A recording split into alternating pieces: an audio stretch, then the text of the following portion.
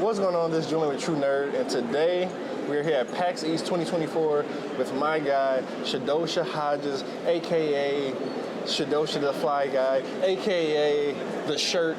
I don't know if he knew. Formerly known as the dude with the shirt on his head. Yeah, we're rolling. I like that. Yeah. Actually, that takes me right into the beginning of this video. So you're I don't know if you would consider yourself a content creator, but we're going to throw it on the list. We're going to say a host, a content creator, a social media manager, influencer manager, marketing, all those things.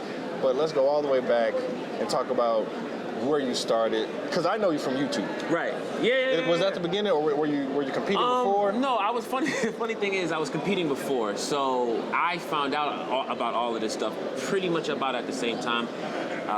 My background was fighting games. That's what I played. Yeah. I found out about the fighting game community when I went to college in Atlanta. This is around 06, 07. So right out of high school, I went straight to Atlanta, and then I just wanted to be cool, wanted to hang out with the people in the community. A lot of them, they gathered around the cafeteria and played fighting games all the time. My first experience at a tournament, again, just wanting to gather with the community, was Final Round.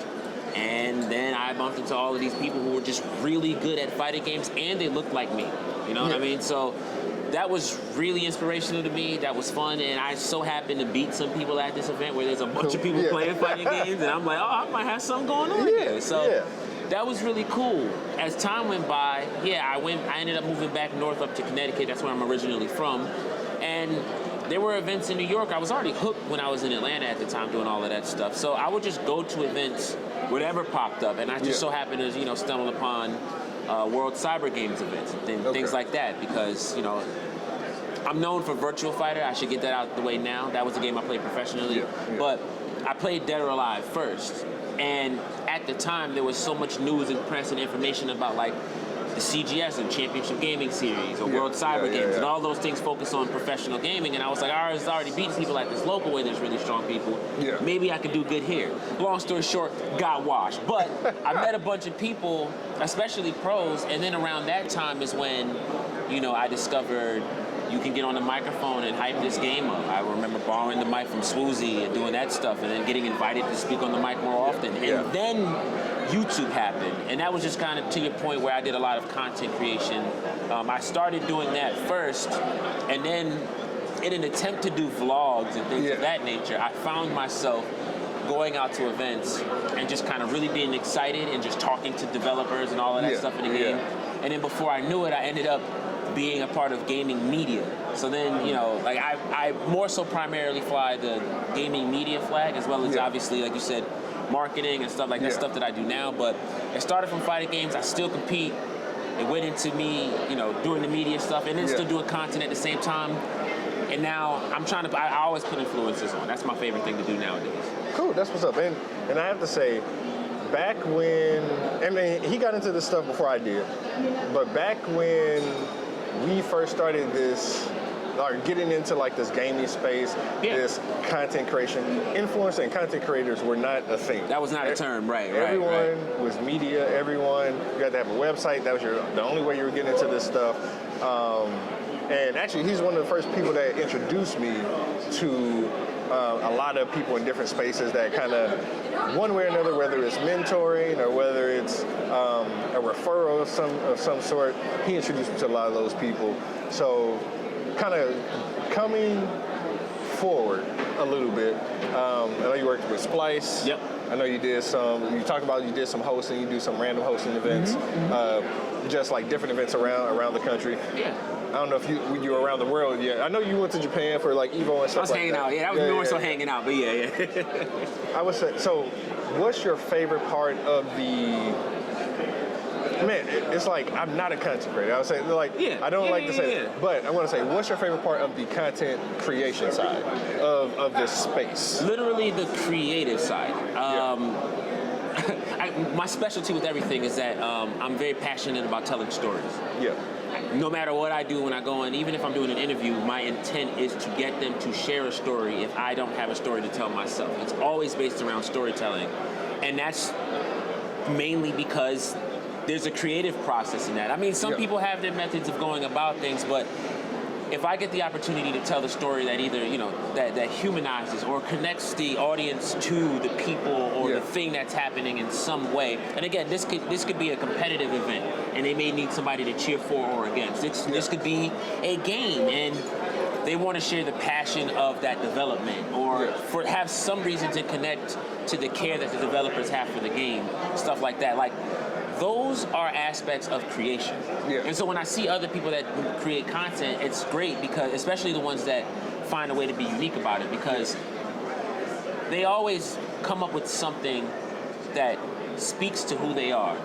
And they do it in such a creative way where, either they're telling their own story, or they're just kind of, doing something dope on their own canvas. If you don't have that aspect in your content, it makes it really rough for it to stick. I mean, you can do the low-hanging fruit stuff, but it just doesn't last long. So anytime we're doing something creative, I'm loving it. That's my answer. Yeah, cool. For sure. That's what's up. Now we're going to come a little bit further. We're going to go a little bit further into the present.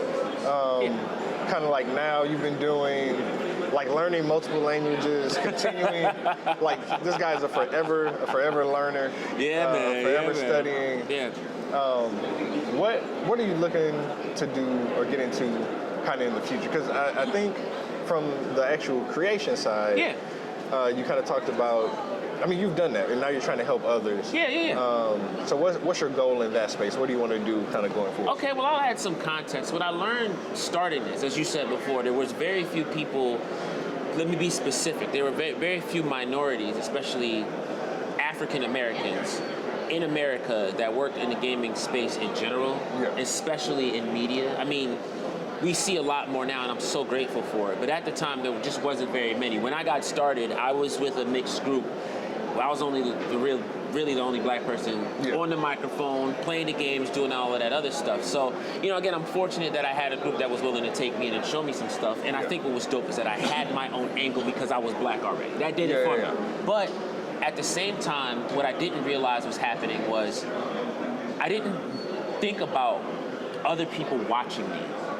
And it's great because there are so many legends today in this space that, they've transcended, they've gone into bigger mainstream media, and they've done so many other things. I think of the Spawnies, for example. I think of everything that Malik Forte did with Max Level and New Meta right now, and all of the things that he's doing. I think about the people that came up under him, like the great Aaron Ashley Simon, right? Like, she's amazing. And then I think the nutty part is when they told me the stories of how they get started, they literally triangulated everything back to me. Yeah. And I was like, what? Me? I didn't think anyone was watching at the time. I thought that was insane. And then when I saw that, the way that people went about discovering ways to make opportunities, the way that people went to, carve different paths. Like, I think about Hip Hop Gamer, who stayed true to his roots of merging hip hop and gaming. To this day. It's, him when you see him. It's always the same design. It's who he is. Yeah. That didn't exist back in the day. And now we've got so many different people, and, like, I love it. They're celebrating anime culture, video game culture, true nerd culture as black people. And so to add to that real quick, what was missing, and I didn't realize this, is that there's a connectivity that's missing. All of these people that I just named, all of these people that are coming in and doing stuff, and even today I got approaches saying, I don't know how to get to the next level. Yeah. And I'm like, dude, you just have to ask. Like, I mean, but again, that's how I came up. I didn't have a choice but to say, hey, I'm here and I do this. I've got this for you. And I was it was very easy for me to sell that because they've never seen that before. And again, like you said, content creation, that wasn't really a thing. Yeah. Having a media plan, that wasn't really a thing. So now a lot of people are great at content creation, but there's still that gap in storytelling, or there's that gap in brand alignment and stuff like that. Yeah. I studied all of that stuff to your point where I just love to teach myself stuff. I studied all of that and realized we can go higher. So they've set the bar. Let me give them the resources to raise it. I'm a selfless person. I've done so much and I'll continue to do a lot more. But now that I can help other people go further, why not? Yeah. Why not? So you hear the expertise that you hear the knowledge that he's spitting. Big words, right, nice glasses. That's all it is. I'm just chilling.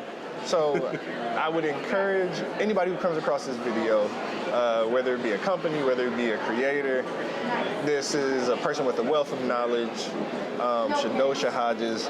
I'm glad to really call this person a friend, known him for over a decade, and yeah, definitely look out for what he's going to be doing in the future. And yeah, this has been True Nerd. We're at PAX East 2024, and yeah, I think we're going to get back to this floor real quick. One more loop around, and we'll see you next time.